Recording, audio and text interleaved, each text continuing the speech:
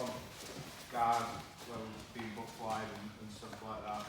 So we've not really sort of addressed this stud position. From an MMA point of view as well, we've got the added risk of being punched in the face and kicked in the leg. Okay. So Jay's just going to come forward and we're just going to start with kind of hip attachments to begin with. Okay. First thing he's going to do is he's going to lift my heels off his hips and start stacking me and start walking in to bring them hips in nice and close. Okay. So that's a real problem for me. So anytime he brings his hips in and starts stacking my knees towards my shoulders, we've got a problem, because if I even, like from here, from an MMA point of view, I can kick his knee, kick his head and do all that kind of stuff. He starts walking through, lifts the hips up, and we end up in this position where my kicks aren't effective at all. Okay, my leg attachments aren't very good either, so we have to do something to create the distance and then start looking for our leg attachments. So, sort of side actually. So Jay's going to come back into the same position. He's going to really stack my hips up. Okay, so we end up in this position. Alright, first thing I need to do is I need to lift my hips off the mat. Okay, we're going to focus more on our hips and our legs to begin with before we start looking at grabs and that kind of stuff. But I need to lift my hips up, because if my hips stay down, it's really easy for Jay to Toriander pass. So he's just going to throw my legs to one side.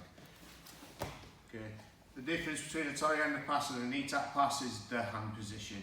Okay, his hand position tends to be more of an ankle, whereas for a Toriander pass, whereas a knee tap, obviously his hands touch the knee.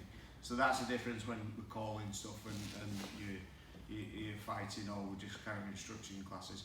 Stack a little bit more for us, Jay, so into here. Okay, so what I'm going to do is I'm going to lift my hips up so that more of my leg goes onto his thigh.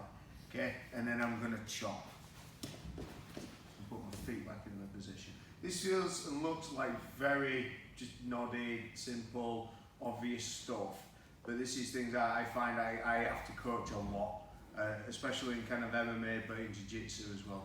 So Jay starts, so he pulls the heels off the hips, now he walks in a little bit more, okay, he walks in a little bit more, so this is a real risk for me. So I'm going to lift my hips up and then just chop away using the back of my legs or my calves.